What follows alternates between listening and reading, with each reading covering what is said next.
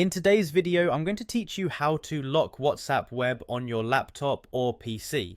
This feature is incredibly useful for ensuring your privacy, especially if you share your computer with others or tend to leave it unattended frequently. Let's get started with the steps to activate this crucial security feature. First, you'll want to begin by heading over to the WhatsApp web page on your laptop or PC. You might already be familiar with this step, but just in case you're new to it, simply open a web browser and search for WhatsApp web. Once you're on the page, you're going to log in. This is done quickly using a QR code, which acts as a bridge between your mobile WhatsApp application and the web client. On your phone, open WhatsApp, then tap the menu, those three little dots in the top right corner, and select Linked Devices. From here, you'll have the option to scan the QR code presented on your computer screen. Simply point your phone's camera at the code and the connection will be established almost instantly.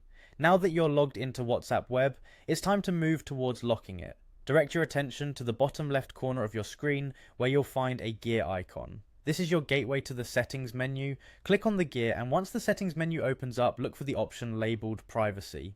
Privacy is going to play a key role as we proceed.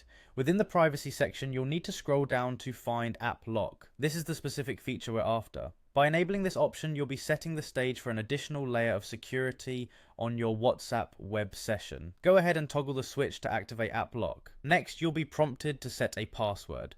This step is crucial because this new password is what will keep your information secure should anyone else attempt to access your WhatsApp web without permission. Make sure to choose a password that is both strong and memorable and then confirm it when prompted. Finally, there's one additional step that's worth mentioning, configuring the lock time.